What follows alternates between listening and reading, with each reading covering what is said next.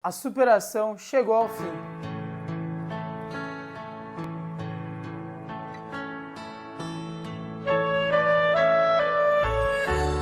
Não chegou. Assista os melhores momentos da primeira temporada, porque já estamos gravando a segunda temporada com as melhores notícias, celebridades do mundo televisivo, jurídico e empresarial. Metaversando, imergindo, conversando com o mundo. Foram inúmeros episódios, milhares de superadores engajados com a gente e agora estamos prontos para mais. Porque na segunda temporada vamos metaversar ainda mais longe. E você receberá mais histórias de superação. Inscreva-se e descubra essas novas histórias de superação.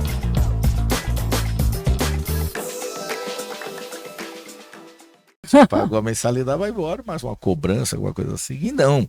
O universo do centro universitário é riquíssimo. Ele é muito amplo. Foi o que me encantou. Por isso que eu digo que foi muito importante na minha vida profissional e pessoal também, né? Pelo fato de eu ter descoberto muitas coisas que eu jamais imaginava que poderiam ser, né? E aí, então, eu comecei então como advogado. Depois fui me aprofundando mais, fui vendo mais necessidade, virei gerente jurídico, virei diretor jurídico, virei diretor administrativo e depois eu virei vice-presidente, que é o que eu sou até hoje.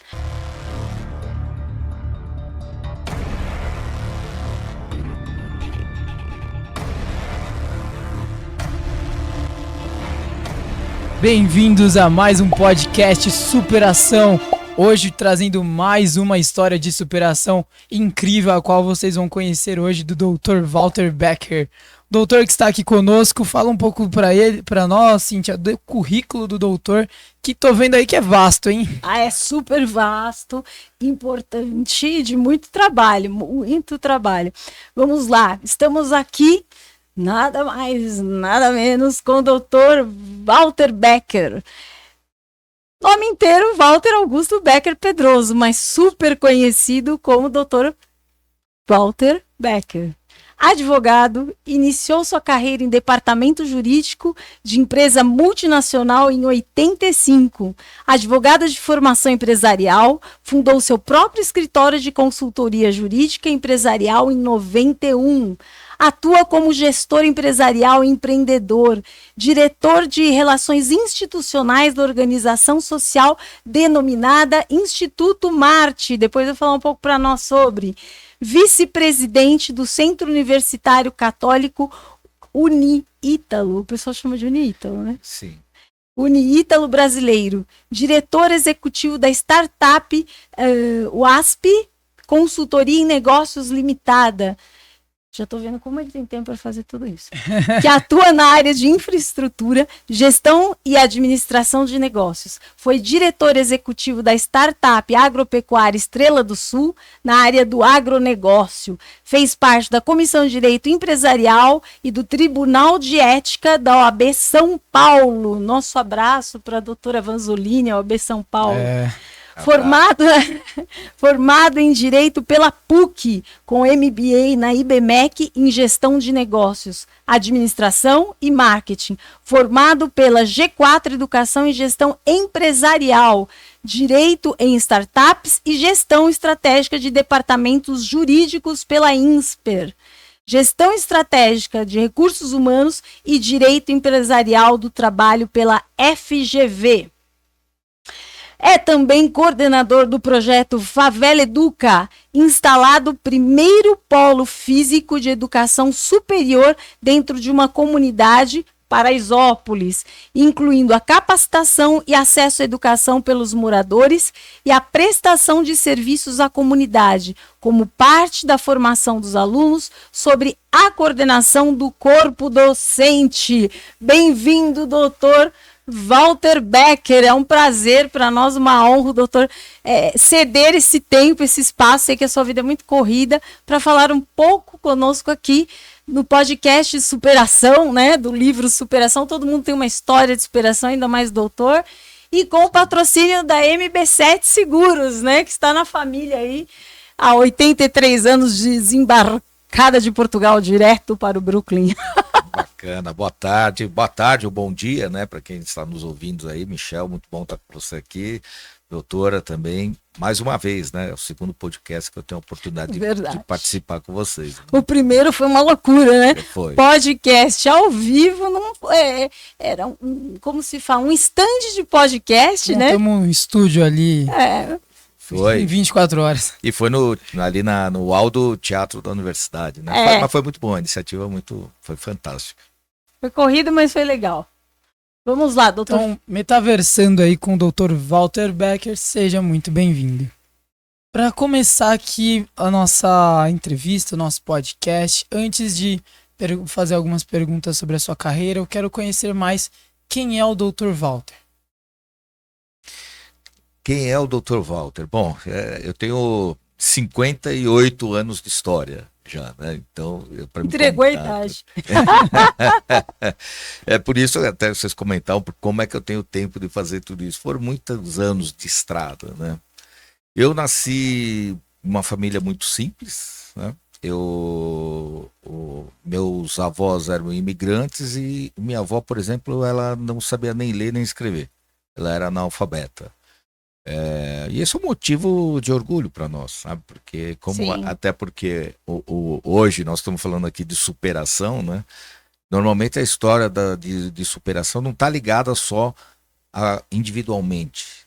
Claro, o esforço pessoal é importante, mas também está ligado também um pouco ao apoio que você tem de família, amigos, colegas de trabalho, né? Então, eu sou a primeira pessoa formada da minha família, né? Anteriormente, minha mãe, ela foi secretária e ela teve lá o famoso DRT, que ela almejou tanto ter o DRT na época, porque só pelo fato de ter exercido a profissão, né? A partir disso eu estudei, eu tive oportunidades assim de me dedicar, de trabalhar, depois nós vamos entrar um pouco na parte profissional. E toda essa minha história me levaram também a crescer como pessoa. E hoje eu procuro, já chegando no final, também nós vamos falar um pouco aqui, me dedicar um pouco, devolver para a sociedade o que a sociedade me deu logo no começo, né? Porque não foi fácil, a vida é difícil para todos, não foi diferente para mim. Mas hoje eu estou bem, hoje meus filhos, já uma geração que já teve oportunidade de estudar, inclusive no exterior, né? Você veja que é uma história de uma escada bem íngreme que nós fomos subindo parte a parte, né? Não sei se eu respondi, Michel, se era isso que você queria saber. Mas como é que foi essa coisa de ir para o direito? Sua mãe era secretária, ninguém tinha curso superior, trabalhava em que área? Comércio? Não, minha mãe trabalhava numa grande empresa, né? Foi daí que eu me inspirei. Aliás, é a mesma empresa que eu comecei a trabalhar na época no jurídico. Ela foi te guiando. Foi. Ela sempre. Meu pai, eu não conheci meu pai, não pelo menos a idade que eu tivesse para me lembrar dele, né? Então minha mãe foi uma figura muito importante na minha vida, né? E ela já trabalhava numa empresa, talvez ela tenha sido a grande inspiração empresarial, né? Porque eu gosto muito da área empresarial. Normalmente as pessoas me perguntam, mas por que você quis fazer direito, né? Sinceramente, eu não sei muito dizer por que eu quis, mas na minha época nós tínhamos, assim, normalmente 3 opções que colocavam como ideais de carreira, as carreiras ícone, ideais. Né? As carreiras ícones. Hoje não, hoje o mundo mudou muito, né? Passou um pouquinho de tempo também, né? É natural que as coisas se desenvolvam, mas na minha época, ou você era carreiras de sucesso, era você ser da área jurídica, advogado ou carreira pública, ser engenheiro, né? O médico. É isso, Cíntia, aí acabou por aí. Na verdade, as pessoas achavam que isso eram, pelo menos naquela época ainda que sequer se falava de algo digital, né? Nós éramos analógicos na época, Sim. né? Na era analógica, esse trabalho, porque veja como o mundo se transforma, né? Eu citei 3 profissões aqui que dependem muito serviço prestado, né? Mas Sim. claro que a Sim, tecnologia está Sim, não- hoje permeia tudo nossa vida, mas na época dependia muito de você, dependia muito da capacitação humana. Muitos né? livros. Exatamente. Hoje Tinha o uma pessoal tem inteligência acesso, artificial, né? né? Exato, não tinha. Não então, tinha biblioteca virtual, você tinha que comprar o livro. Tinha que comprar Foi o livro. difícil pagar tudo? Foi, eu me lembro, uma das grandes superações que eu tive para mim na minha época que eu estava estudando foi conseguir formar a coleção de Pontes de Miranda, né, comentários ao Código Civil na época. Ele tinha 17 volumes, eu fui Nossa. comprando volumes por volumes no sebo. Não é que eu Uau. não tinha dinheiro. Não era Não, novo. não, eu comprei no sebo, mas aquilo era para mim o ideal. Para mim, eu gostava muito na época de processo civil, estudei muito processo civil. Então eu fui lá atrás dos livros. Não tínhamos essa. Eu me lembro, na época que eu comecei, nós tínhamos o CPD. Nós fazíamos no terminal, ninguém tinha notebook, não tinha nada disso. Nós tínhamos terminais de computador, aquele cabeção gigante. Sim. Assim, né? E a datilografia também era bem. E a datilografia, eu fiz curso de datilografia, A, F, Z, S, G. Minha geração já nasceu Não, e a sabendo. professora sabendo. ficava olhando. Se você Claro. estava olhando pro. Você tinha que fazer olhando para a folha. Olhando para a folha, exatamente. Sim. Então uma época que nós fazíamos, mandávamos imprimir isso, eu tinha que sair de um prédio e buscar no outro prédio Nossa. as impressoras, e ainda era aquela impressora matricial, ainda era foram outros tempos. E a mãe foi apoiando, mas dando bronca, né? Foi. Ela sempre. O que eu tiro muito da minha mãe é que. E por isso que eu tô hoje, até talvez na área educacional também, né? A vida vai se compondo, né? É que ela sempre. A principal exigência que ela fez para mim é que eu estudasse. Ela sempre fez muita questão que eu sempre estudasse. E meus puxões de orelhas não foram poucos, mas sempre está ligado a eu me dedicar a estudos, né? Ela se desdobrou, inclusive, para colocar num bom colégio, para que eu pudesse ter uma capacitação melhor, né? Mas eu, assim, a partir de 18... tem um detalhe, né? Eu também servi o exército. Serviu. isso é Não uma foi história que a gente dispensado, não teve sabia. que servir. Porque assim, aquela coisa, né? Como eu falei, a família era muito humilde, né?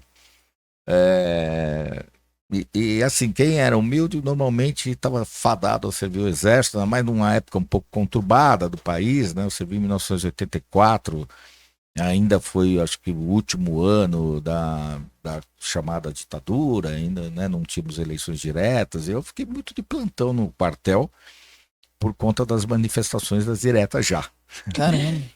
Eu puxei, eu tenho gravado até hoje, foram 111 dias de serviços puxados. Nossa. Servi mais de um ano, né? Mas eu fiquei lá de prontidão, esperando algo que pudesse acontecer, e de fato aconteceu, e acho que aconteceu bom.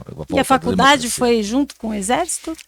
Eu logo após que eu saí do exército, né? Eu me achava assim, é comum que a gente duvide da nossa capacidade, né? Mas muita gente serve o exército e vai para o direito, né? Pois eu acho que talvez isso, Cíntia, foi também uma grande inspiração, né, para mim. Eu pensava, quando eu saí do exército, ainda eu pensava assim, puxa, será que eu vou seguir uma carreira policial? Porque era natural. Sim, Muitos também, amigos também. meus que serviram junto comigo, eles foram por esse caminho Ou a carreira, né? É. Policial, ou do próprio exército, militar. Só que aí eu já vou entrar, né, como é que eu cheguei, né?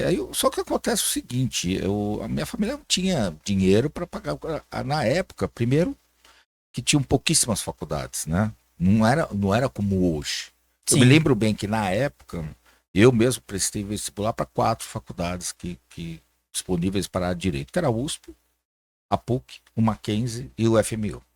São essas que tinham na época, pelo menos em São Paulo, fora daí tinha que ir para outro lugar. Sim, outro sim, estado, eram cidade, essas. Mas era isso que a gente tinha disponível. Era dificílimo entrar na faculdade, né?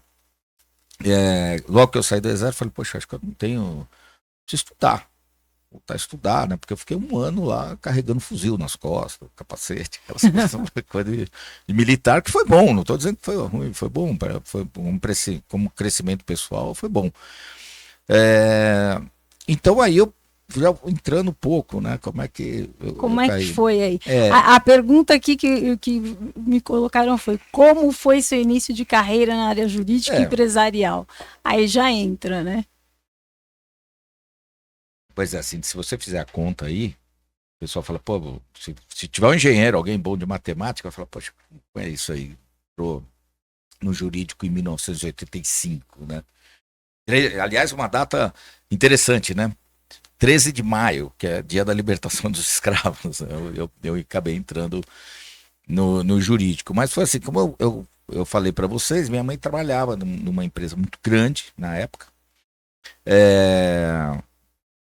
E eu tinha uma necessidade de fazer cursinho, nós não tínhamos dinheiro, eu também já me achava grande demais para depender de dinheiro da minha mãe, que é secretária, enfim.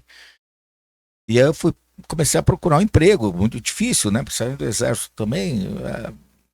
E aí eu vi, por um acaso, nessa empresa, mais um outro departamento, num outro local, uma vaga como office boy num departamento jurídico. Office boy, né? Office boy. Não tem extinto, mais, né? office boy. Exatamente, é extinto, né? Você vê que eu vou entregando bem as idades.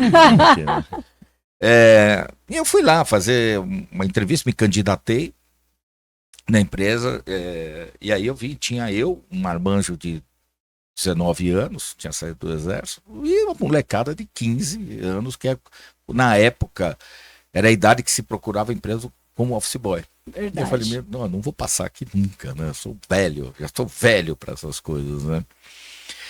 Foi na entrevista, e aí foi talvez uma forma que eu me coloquei que começou a mudar a minha vida, né? Você tem pontos, momentos da sua vida que realmente todos nós temos, né? São decisões que você toma uma decisão, é uma palavra bem colocada, isso muda muito, né? A história do mundo é assim, né? E eu fui fazer a entrevista, né? Sentou, a entrevistadora olhou para mim e falou, conheceu, falou o que eu fazia. Eu falei, bom, eu sei atirar, tiro bem, dou tiro assim. E você sem faz marchar, sem montar barraca, sem dirigir, porque eu fui motorista também, sei dirigir caminhão. Mas queria disciplina, que é o que o chefe também gosta, né? E aí me perguntou assim, mas por que é que você quer ser office boy? Né? Uma pergunta, né, Michel? Quem é o Walter? Essas perguntas, por que você quer ser office boy? Eu falei para ela, não, mas eu não quero ser office boy. Na verdade, eu quero ser advogado. Ela olhou, parou a entrevista, me aguarda um pouquinho. Ela saiu da sala, né, entrevistadora, eu falei, nossa, agora eu tô lascado. Agora eu vou ser expulso daqui, porque acho que tinha sido até indelicado. E voltou já um senhor na época, né, que aliás foi meu grande chefe, uma pessoa que eu aprendi muito, com nome gigantesco também, Carlos Eduardo Monte Alegre Tora, lembra, né? Ele voltou e falou, então, quer dizer que você está aqui se candidatou para uma vaga de office boy e você não quer ser office boy? Eu falei, acho que eu tô confuso, né? Um pouco confuso. Eu acho que foi...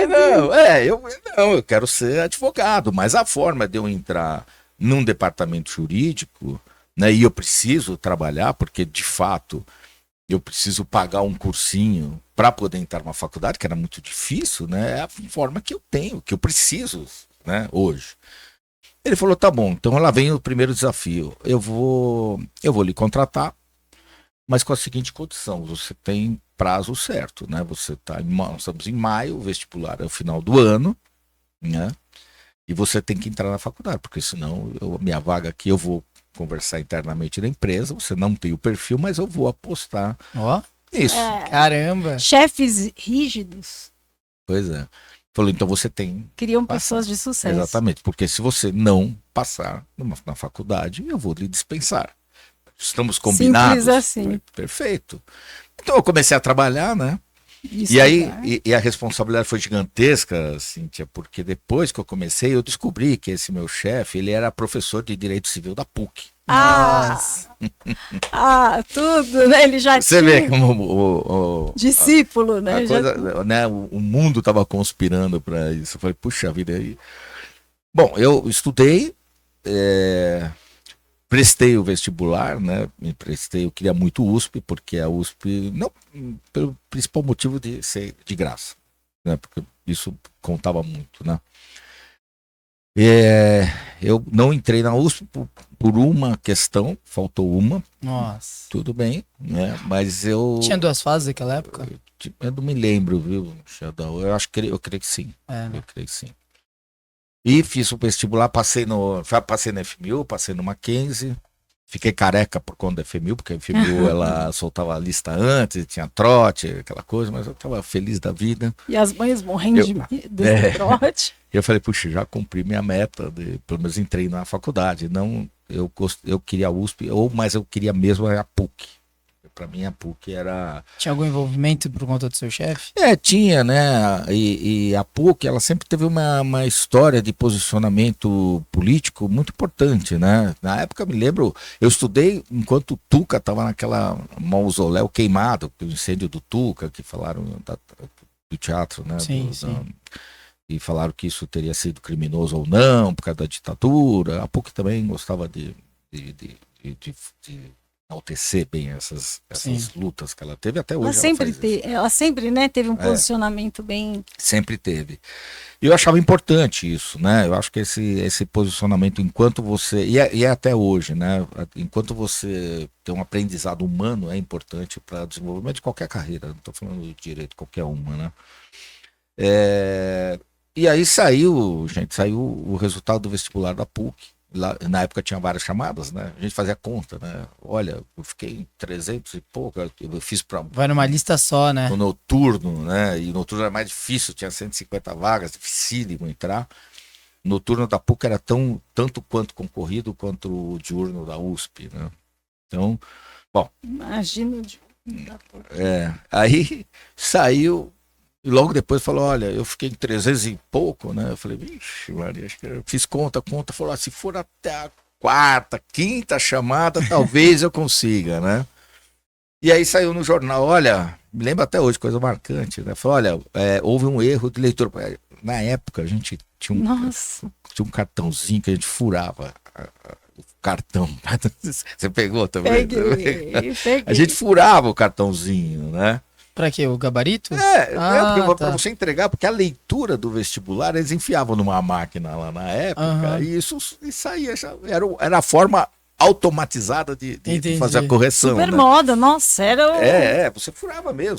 Inclusive tinha as canetinhas com a pontinha de ferro para você fazer isso. Que legal. Incrível, né? E saiu uma notícia, olha, vestibular da PUC houve incorreção na correção do vestibular, né? Por conta de algum defeito lá técnico que teve. Aí eu entrei em depressão quase. Falei, meu Deus. Nossa. Então quer dizer que vão corrigir, agora eu tô lascado, agora eu vou... Eu sempre achava que a gente foi muito mal, né? Final de Copa, hein? Foi uma final de Copa, assim.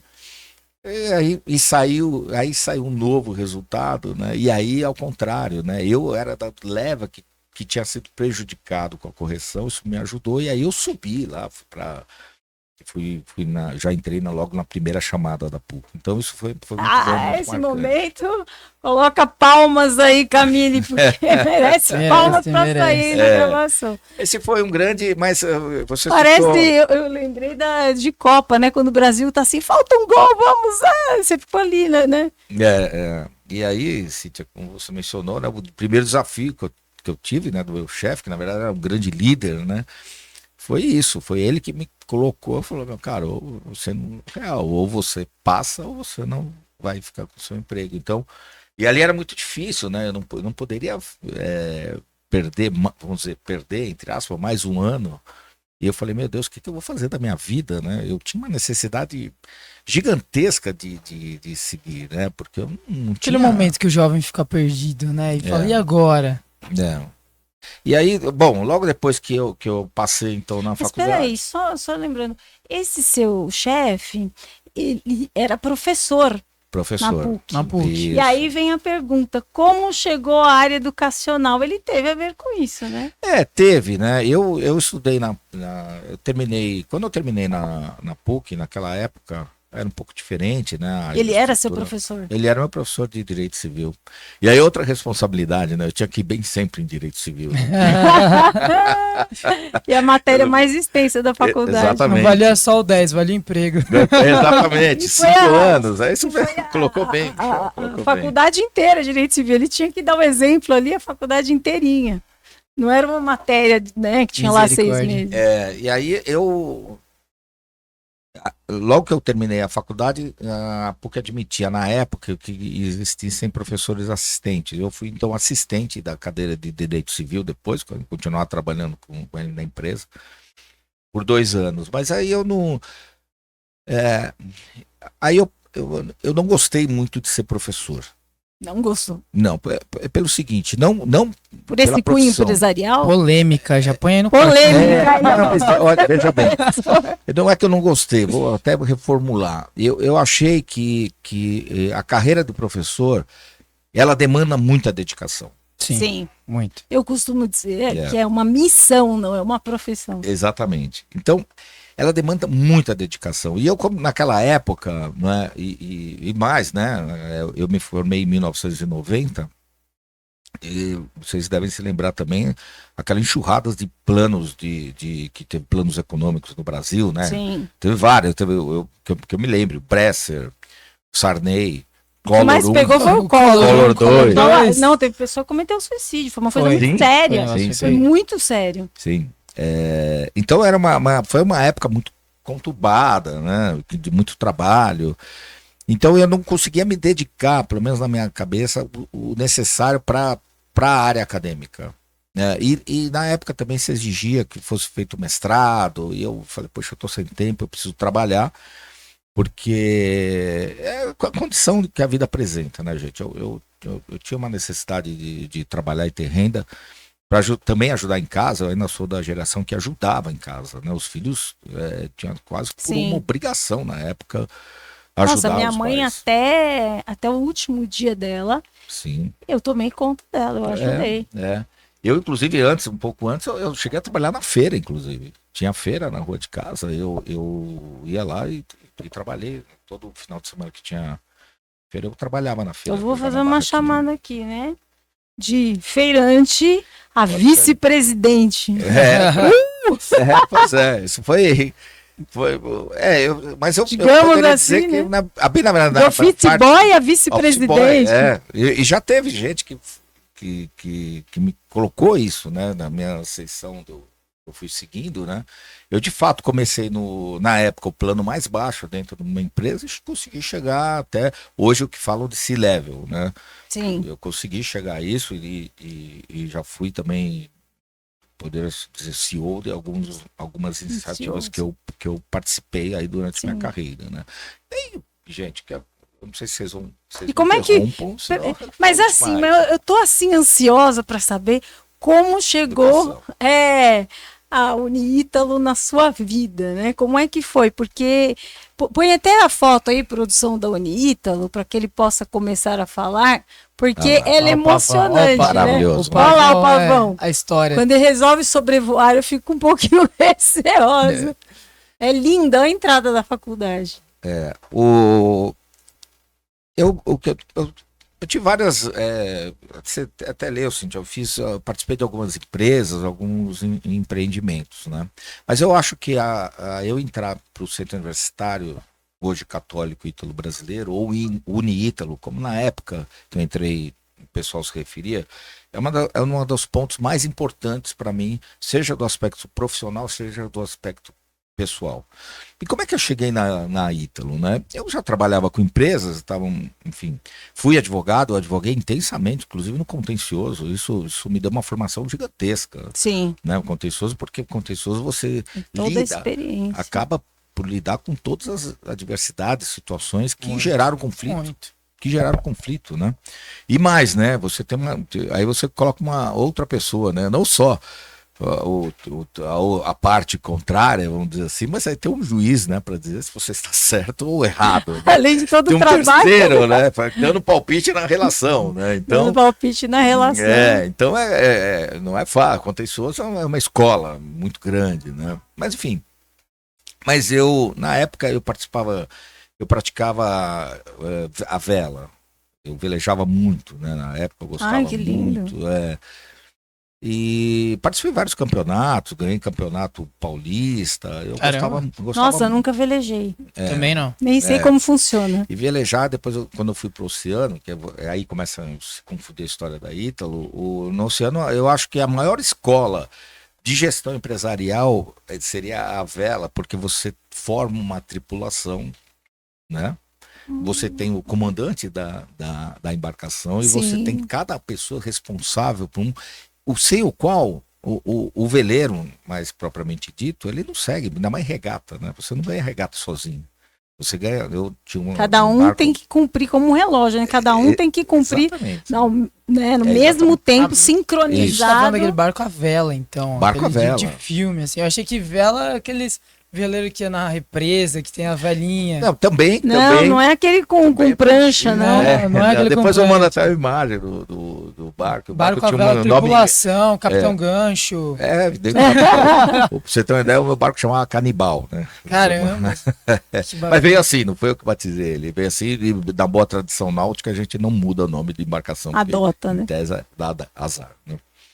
Mas eu numa dessas velejadas, um amigo meu falou assim: olha, tem um pessoal que fez um curso na represa e vai velejar no oceano, mas o pessoal não conhece Oceano. muito, você não quer ir para reforçar a tripulação? Eu falei, eu posso ir, vai. Eu gostava tanto, né? E aí eu fui. E dentro desse barco, né? Nós estávamos em regata. Dentro desse barco tinham 2 pessoas lá dentro. Começamos a conversar. E eu falei assim, eu velejo um canibal, como eu falei pra você. Já assustava o falou assim, o adversário, o nome já assustava o já adversário. assustava. A gente tinha uma máscara na frente, assim. E aí a pessoa falou assim pra mim, poxa, canibal, conheço uma pessoa que veleja um canibal. Aí virou pro outro, que é um pouquinho mais velho. Não é o Gui? Eu falei, não, o Gui é meu filho. Exatamente, ele veleja comigo também. Poxa, bom, essas 2 pessoas eram os mantenedores da Ítalo. Uau. Uau. Um era o reitor Estava- e o outro era o filho, Marcos Vinícius, que é o presidente hoje. Estava né? na hora certa, no Estava lugar no lugar certo. certo. Isso- Acompanhado se de uma chama- boa tripulação. Pois é. Isso se chama Deus, né? Pois é, foi Te coloca. me colocou no lugar. Você vê que vários pontos da vida, né? Deus ajuda muito a gente. Quando claro, a gente semeia e trabalha, né? mas a gente tem que se dedicar também, né? Eu só estava lá porque eu me dedicava muito à vela, porque, enfim, eu acho que a força de vontade, fazendo um parêntese, de maneira geral, para a vida profissional, vida pessoal, para tudo é muito importante. A dedicação sua, o foco, o querer é muito importante, que as Sim. pessoas reconhecem. Sim. Quando vocês estão Nada se te tira do dedicando foco, aqui, né? pois é, tenho certeza que esse podcast aqui vai ser um sucesso, porque vocês Oh. se dedicam. Amém. Já é um sucesso, vai crescer Obrigada. muito mais, né? Porque eu percebo a dedicação que vocês têm, o foco nisso, né? O entusiasmo de fazer as coisas. Isso tudo é A muito gente importante. gosta muito, né? Acho superação, viu? A gente já pode escrever mais 3 livros ali. Já Certeza supera- que vocês sentaram no sofá, nessas cadeiras e quiseram chorar algumas vezes aí. É. Tenho certeza. Ontem Porque já foi uma aconteceu várias delas, né? vezes Ontem comigo. foi um dia tribulado, né? Dias de luta e dias de luta. Não, dia de glória. Mas enfim, E aí estava lá velejando. eu velejando. E eu continuei na vela, não me lembro bem nem que época que era, mas faz muito tempo. E eu continuei velejando com o Marcos Vinícius, né? E ele passou a fazer parte da tripulação nossa, velejávamos juntos, enfim, era uma garra muito grande, a gente era aficionado, a gente saía para ganhar, de fato, regatas, né? Até que um dia ele falou assim, mas Walter, o que é que você faz mesmo? Eu falei, Marcos, nós estamos aqui tanto tempo, a gente conversando. E eis que não tem Eu reconhecido. trabalho, eu sou advogado, eu já falei para você, eu sou advogado, trabalho com empresas. Pô, então, Walter, eu quero que você me ajude. Eu sou presidente lá da Ítalo e eu queria que você fosse lá e desse uma olhada para mim, porque, enfim, eu gostaria de mexer um pouco no meu jurídico, melhorar um pouco algumas coisas. Eu falei, perfeito, vou lá, faço um diagnóstico. E foi aí que eu comecei, em meados de 2013, 2014. Eu fui lá então só como um advogado para olhar o que tinha. E a partir daí eu achei, poxa, como era fácil, né? Trabalhar na faculdade não tem problema. Na faculdade tem aluno, Como fala os jovens, só que paga a não, né? mensalidade, né, gente? Pagou a mensalidade, vai embora, mas uma cobrança, alguma coisa assim. E não. O universo do centro universitário é riquíssimo. Ele é muito amplo. Foi o que me encantou. Por isso que eu digo que foi muito importante na minha vida profissional e pessoal também, né? Pelo fato de eu ter descoberto muitas coisas que eu jamais imaginava que poderiam ser, né? E aí, então, eu comecei então como advogado, depois fui me aprofundando mais, fui vendo mais necessidade, virei gerente jurídico, virei diretor jurídico, virei diretor administrativo e depois eu virei vice-presidente, que é o que eu sou até hoje. Mas olha só, você que ficou assim um pouco, você professor, não dá tempo, preciso trabalhar, e professor tem que se dedicar mais, etc. Olha como é a vida, né? Como a gente se empenha. Acabou sendo vice-presidente de uma universidade inteira, então ele é o professor dos professores. Olha como que, né, te colocou numa missão, né? Foi uma missão mesmo. Porque além da parte acadêmica, né, nós temos toda uma parte de negócios e de sustentabilidade das instituições. E mais recentemente, né, há pouco tempo, aconteceu algo terrível no mundo, que foi a pandemia. Né? Sim, foi um desafio. Um desafio. E você imagine que de uma hora para outra as portas da universidade fecharam, todas fecharam. Como é que foi para você, assim? Porque eu sei que quem está na parte empresarial, professor, todos estão acostumados a ver movimento dos alunos, geralmente jovens, e mesmo quando tem mais idade, aluno é aluno, né? Sim. Então tem aquela energia boa e você vê a universidade vazia. E uma universidade gigantesca, né? Só pelas imagens você vê. Imagine isso vazio. Sem ninguém, né? Gigantesca e bonita, né? Bem cuidada. São 18 mil metros lá, tanto de terreno como de construção. Então os pavões sentindo falta dos alunos e tal, né? Sim. Eram depressivos. Depressivos os pavões. De repente foi isso, né? Fechou tudo, nós ficamos quase 2 anos fechados. E ficou de fato sem ninguém. Cara. Foram poucas pessoas que iriam, mais a parte administrativa. É uma tristeza, né? Total. Teve que ter adaptação também, né? Para esse online. E nisso foi. Nós tivemos que ter tivemos que superar muitas coisas, né? Foi uma superação, porque além de tudo, gente, quando você entra num ecossistema, vamos dizer assim, empresarial, isso serve não só para a área educacional, mas para qualquer empresa. Você tem muita gente para cuidar.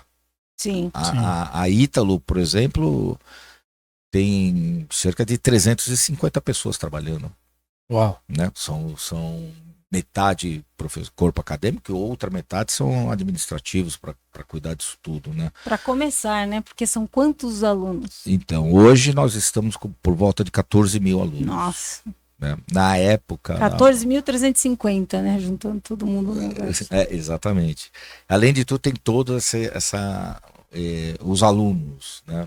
Fora isso, tem todo o relacionamento, isso serve para qualquer empresa, relacionamentos com outros, com parceiros, com pessoas que, por exemplo, preparam cursos no pós-graduação, são parceiros, que tem empresas parceiras que que precisam capacitar os seus funcionários, empresas parceiras que pretendem desenvolver um novo negócio e a gente cuida para que isso vá para frente através do atividades acadêmicas ou experiências de professores, enfim, é muito grande, né? E de repente tudo isso é abalado, né?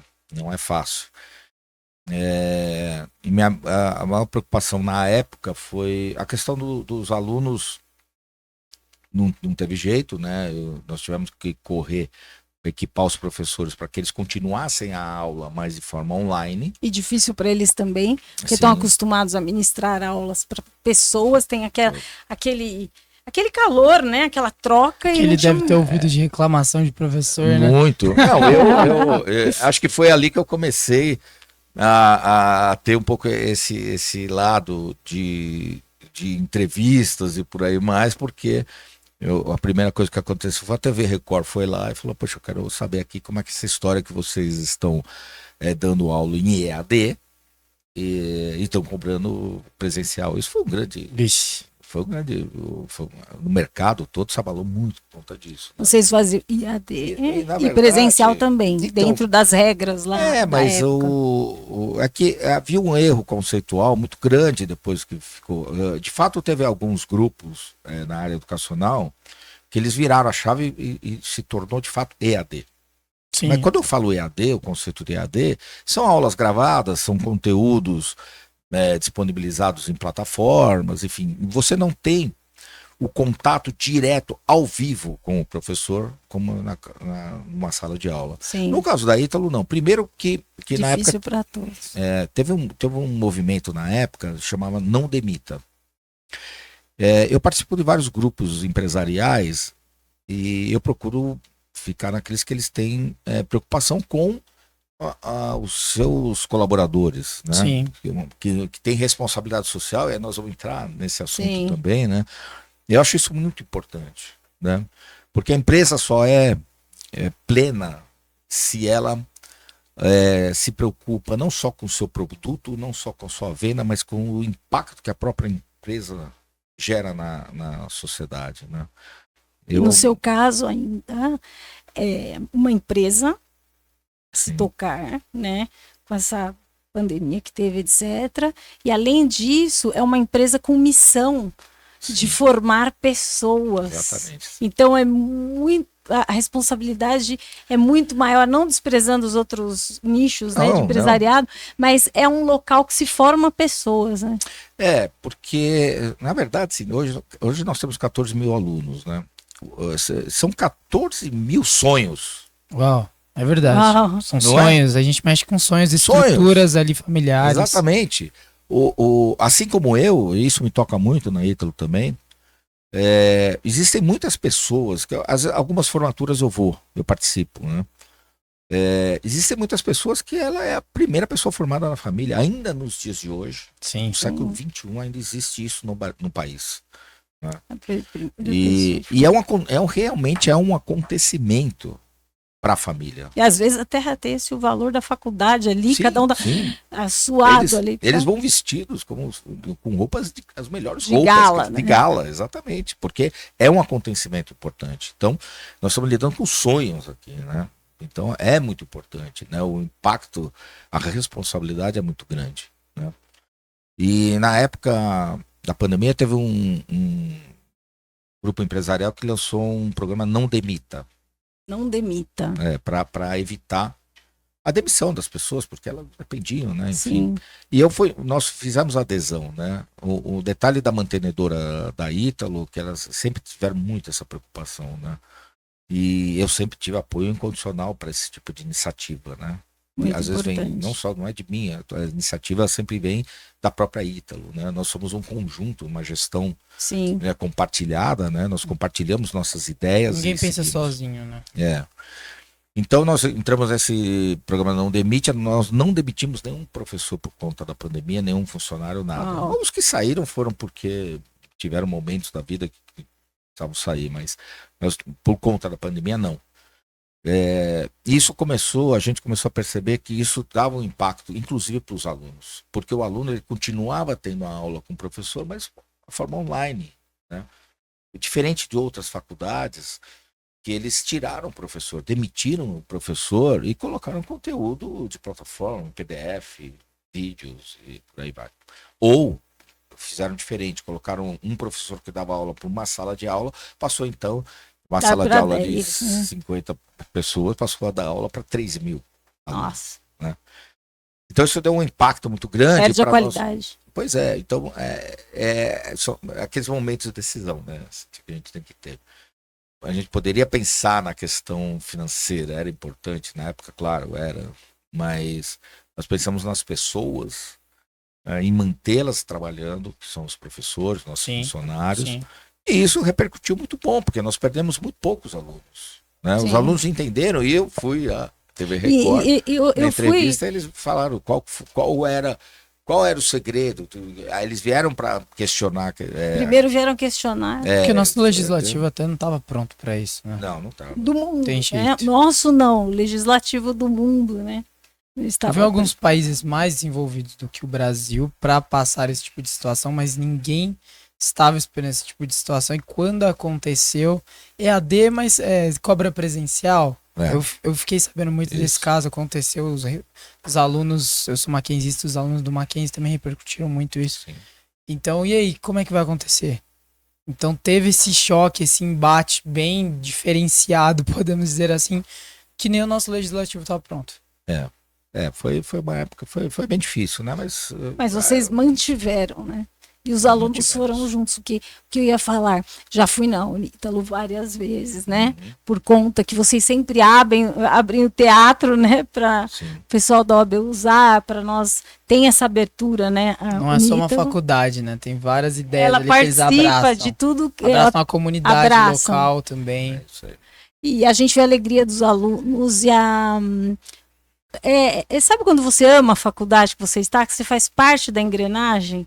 A gente sente isso. A Ítalo tem uma peculiaridade, né? Ela é muito, o relacionamento humano para a Ítalo é muito importante. Com os alunos, enfim, com os professores, com... Essa reciprocidade. Né? Então, isso é uma característica da Ítalo, né? Me fala uma coisa agora.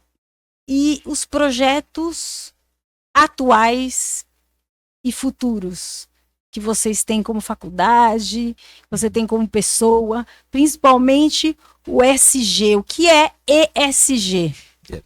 Hoje, o ESG, hoje ele é uma abreviação do inglês, né? Eu vou agora traduzir para português, que deveria ser ASG, né? Que seria o ambiental, o social, o S, e o G da governança. São três princípios, né? Isso começou há um tempo atrás no mercado financeiro, colocando como se uma responsabilidade das empresas financeiras, e com isso impactariam na bolsa, enfim, teriam alguns benefícios, mas isso acabou se expandindo no mercado em geral, para as demais empresas, né? Foi o que eu até falei um pouco, que eu acho que no universo empresarial a empresa tem que estar preocupada com o ambiente, que leva em consideração que apoia a parte ambiental, o social, né? Quais são os impactos sociais que ela gera ou o seu produto pode gerar, e enfim a governança, que é esse tratamento. Na verdade, nós quase tratamos aqui do ESG, sim, né? Ao falar sim. que a Ítalo é um lugar maravilhoso, é um lugar aberto, ela é aberto para o público, eu vou falar do tratamento com os governança, um pouco com os funcionários responsáveis, e o social, que agora nós estamos intensificando muito, né? Alguns anos atrás, eu estava fazendo um estudo, aí na gestão empresarial, falou assim, e nós começamos a tratar da sexta onda de inovação. Sexta onda de inovação. Que falaram que o mundo teve até a quinta, né? E o mundo vem assim, uma revolução industrial, são 100 anos para mudar. Atualmente muda muito rápido. Não falo mais de séculos, né? Nem 50 anos, nem de décadas, nós estamos falando de anos. Né? Então o mundo evolui muito rápido atualmente, né? Até pela questão tecnológica, é assim que tem que ser, e assim será, sim. Enfim. E alguns anos atrás eu estudava o assunto, eu falei assim, apesar de estar falando de onda de inovação, eu falei assim, a onda de inovação, porque inovação, quando eu falo inovação, você pensa, qual a primeira coisa que vem na sua cabeça? Computador, plataforma, inteligência artificial, que agora... Né? Mas o mundo não é só isso. E eu apresentei um trabalho à época que eu chamei A Sexta Onda, né? Que eu dizia... Filme, hein? Nome de filme. Sexta Onda dá para fazer um filme dessa vez. Que eu dizia na época que as relações empresariais estariam calçadas na preocupação do desenvolvimento humano. Ou seja, já havia, o ambiental já se discute há muito tempo, a preocupação com a natureza, sim. É algo que já está passado, né? A questão de você ter uma organização, uma gestão, uma governança interna das empresas também é algo que não é muito novidade na área empresarial. Mas e aí eu coloquei, falei, você precisa juntar tudo isso e você se incomodar com pessoas, que aí é o social. E o social que eu falo não é no sentido de assistencialismo, não. É no sentido de oportunidades. Sim. Que eu vou entrar um pouco, que eu aprendi muito em Paraisópolis também por conta disso, né? Então eu escrevi a Sexta Onda, nesse alicerce, falei, não, a grande inovação das empresas vai ser a que tem a percepção de juntar tudo isso e entender que pode fazer um bem social, pode ligado à tecnologia, claro, tendo não há problema nenhum. Hoje Artificial, tá aí, mas você precisa pensar qual é o impacto que eu gero com isso, quanto eu causo o bem das pessoas. O quanto o meu pensamento não é só lucro, quanto eu posso dizer que o meu lucro também está calçado no meu o impacto social que eu gero, porque isso também é um lucro. Por quê? Se a sociedade se aprimora como um todo, interessados na atividade empresarial disso, gente. Né? É melhor, então ela tem que ajudar isso. E o doutor tem paciência, viu? Porque eu tava vendo um vídeo dele esses dias. Ele tava gravando, né? Ali acho que tava na comunidade, Tava né? na comunidade. Tava na comunidade, ele tava gravando, já aconteceu isso muito com a gente, viu, doutor? Não é bem normal. Ele tava gravando algo lá muito importante, passou alguém bem na frente da câmera. Ele fez assim, não, tudo bem, vai, grava de novo. Tipo, já tem ali a paciência, já tem aquele compromisso com a sociedade, com a comunidade local. Que se vê em pequenas coisas, né? Sim. E aí, o que aconteceu, né? A Ítalo tem uma certificação que chama SEBAS, né? Certificado de Entidade Beneficente de Assistência Social, na área da educação. Por conta disso, nós temos que dar algumas bolsas de contrapartida. E nós pensávamos, poxa, nós estamos aqui tentando dar bolsas, e acredita, é difícil você captar aluno que esteja de fato interessado em estudar, dentro. E eu ficava um pouco como, eu brincava assim, poxa, nós estamos dentro dos muros da Ítalo, né? Como é que a gente poderia ampliar isso, de fazer de forma diferente, já dentro daquele pensamento que eu sempre tive de impacto e tal. Até que nós conhecemos um projeto lá em Paraisópolis, chama Belezinha. Esse projeto, ele capacitava pessoas lá dentro na área da beleza. Ser cabeleireiros, olha, aí um dado interessante. Olha, o pessoal fala, mas os cabeleireiros ganham muito bem hoje em dia, viu? Sim. Veja que interessante, né? Paraisópolis tem 130 mil pessoas no último censo, eles acham que isso ultrapassa atualmente mais de 230 mil pessoas. Quantos vocês acham dentro de uma favela, o termo favela foi adotado agora, é o correto a se dizer, quantos salões de beleza vocês acham que tem lá dentro, assim? Só para fazer uma brincadeira. Não faço aqui. ideia, mas Paraisópolis tem o tamanho de uma cidade. Uma cidade. Uma cidade bem populosa. Exatamente. Se fosse São Paulo tem 645 municípios, Paraisópolis ficaria entre o 40º e o 80º, mais ou menos, né, de população. Eu vou dizer para vocês, para ser mais fácil, tem 4 mil salões. Nossa. Por que isso?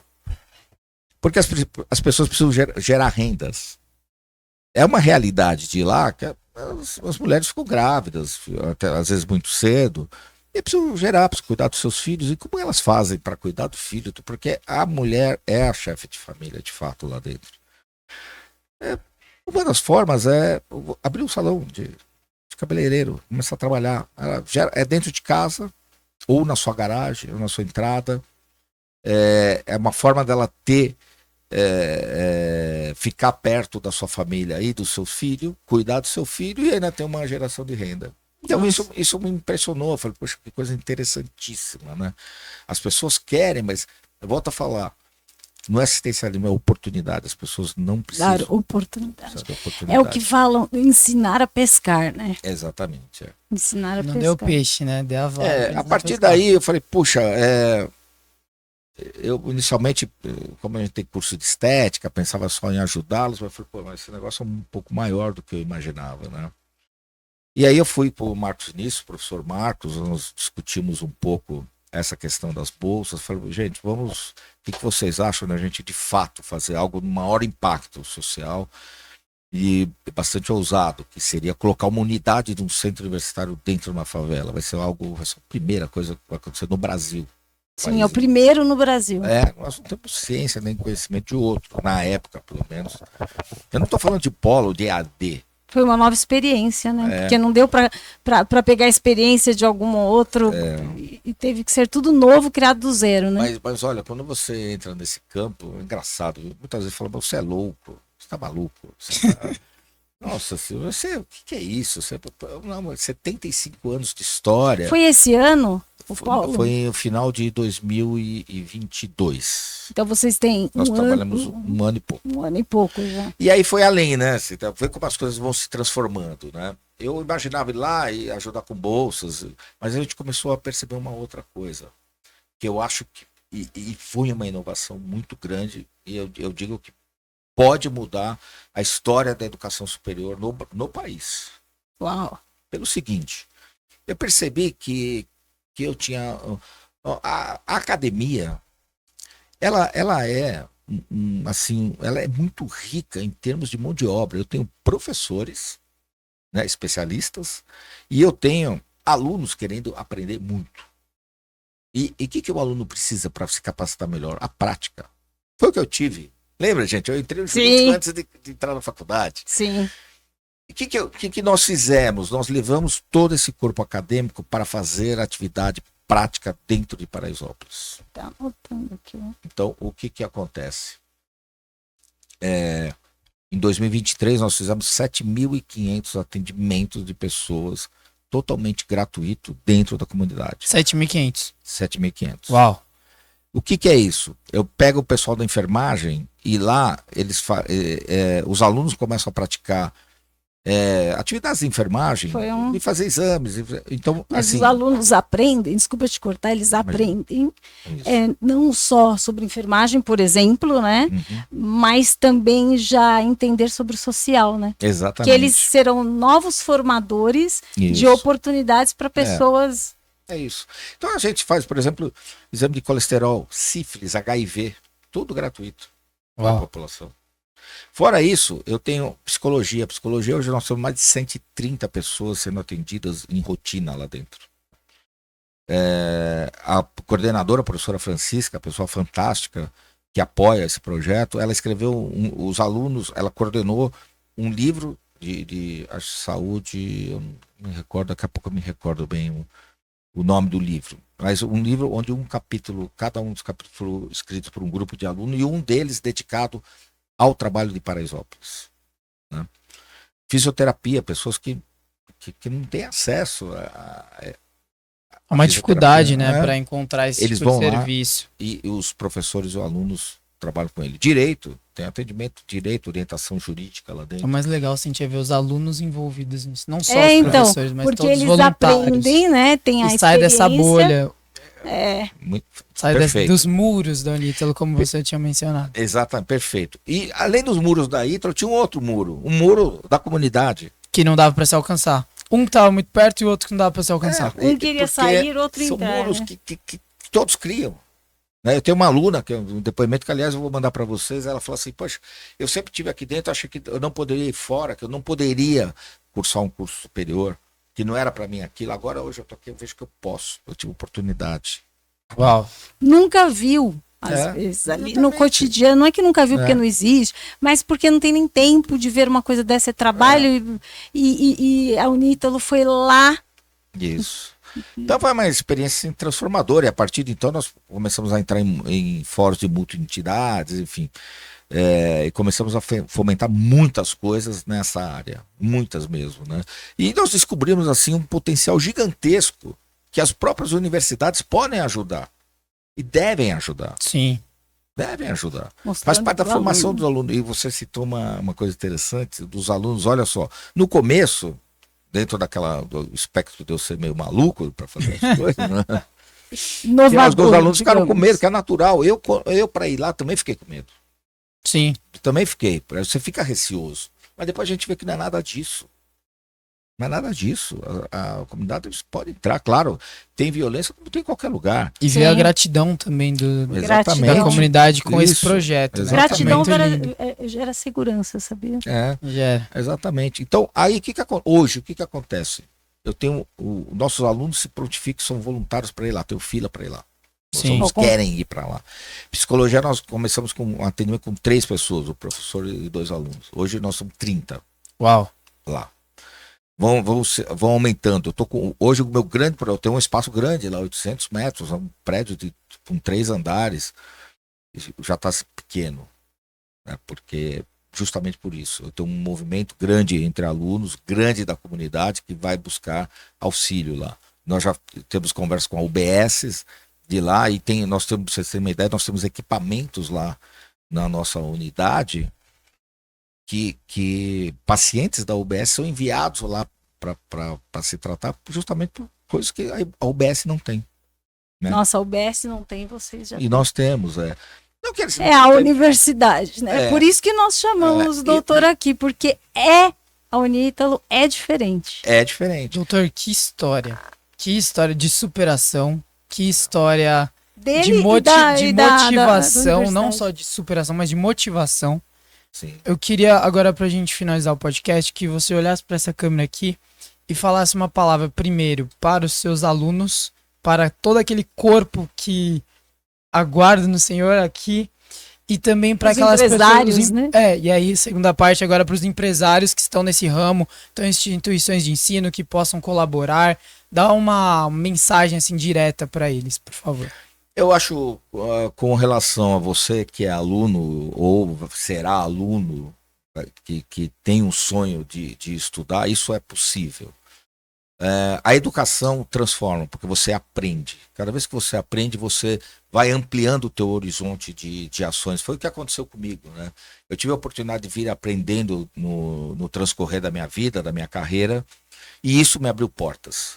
É fundamental se dedicar, é fundamental aprender, é fundamental você também se unir com boas pessoas bem intencionadas. Né? Para a área empresarial como um todo, é importante a gente ver que nós trabalhamos, a atividade empresária está diretamente ligada a pessoas. Né? Nós não trabalhamos para máquinas. Né? Eu não vou ter aqui, por exemplo, um computador aqui bacana que vai consumir algo que eu prepare. Tudo que a gente faz é ligado para a pessoa, é natural do ser humano. Então pense no ser humano. Ainda que você faça um chip de computador, pense qual é o impacto que esse chip pode trazer para a sociedade, para o ser humano. Ainda que não seja direto, então que haja indiretamente. Procure boas iniciativas na sociedade para que, muitas vezes, você capacitando, às vezes, 1, 2, 3 pessoas, essas 2, 3 pessoas, ou uma comunidade inteira, vai consumir o teu chip. Entendeu? E por que vai consumir? Porque você deu condições da pessoa melhorar. Você deu condições da pessoa ter acessibilidade ao teu produto. Então, acho que a atividade empresária, voltando a falar o que eu falei da sexta onda, ela precisa ter esse olhar, principalmente no Brasil. O Brasil é um país muito carente. Muito carente. Nós temos mais de 20 milhões de pessoas vivendo em comunidades, por exemplo. São 20 milhões de pessoas que precisam ter oportunidades. Claro, não são todas. Talvez que mereçam, não são todas. Mas eu diria que a grande maioria sim. E talvez a minoria, que talvez não mereça, vamos fazer alguma coisa para que ela mereça. Vamos fazer alguma coisa para essa pessoa entender que ela pode ter um significado diferente na sua vida. Eu acho que isso é muito importante. Doutor Walter Beck. Camille, volta ali para nossa capa que eu preciso falar também aqui sobre. Tem mais uma? Não, tem uma que ele abriu espaço para nós, da OAB. Aí, ó, o podcast com o doutor. Podcast, a minha amiga Michele Barros, um abraço para ela que... o programa dela foi lançado ontem no SBT. Chega mais. Chega mais. Fazendo uma propaganda. As manhãs da aí, SBT são com ela agora.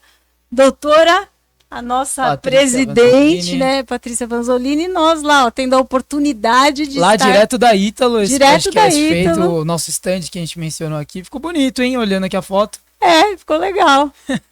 Muito obrigada. Eu que agradeço essa oportunidade de estar passando um pouco do recado o que é o Centro Universitário Católico Brasileiro, que é o Instituto Marte, porque ele também é o nosso braço social, uma organização social que a gente exerce esse trabalho social dentro, e também eu faço uma homenagem muito especial aqui aos nossos alunos. Realmente, nossos alunos e professores é o que estão fazendo a grande diferença. Grande diferença. Nessa. E mais, como você citou, Michel, nós estamos trabalhando a cabeça dessas pessoas para entender que um pouco de dedicação, pouco, Nossa. ela dá um impacto muito grande na vida de uma pessoa que não tem nada. E que entende que pode ser tudo. Exatamente. Um dia pode ser tudo. Sabe? Então é isso. Se a gente quer mudar o país, e eu falo também para o empresário, outro recado aqui, não adianta a gente ficar esmurrando o teclado. Isso não muda nada. Isso só causa ódio, só causa descontentamento. Não, se é para fazer, vamos usar a nossa energia, seja lá o que for que você defenda. Não tem problema não, isso é uma coisa saudável. Não há problema de você defender o seu ponto de vista, não é isso. Mas eu digo é a forma que você faz isso. E não é esmurrando o teclado. O legal, Camille, volta lá na nossa imagem do Superação. Ah, peraí, antes de voltar, gente, eu esqueci de fazer uma dedicação maravilhosa a quem nos dá todo o suporte o tempo todo, que nos incentiva, que nos deu...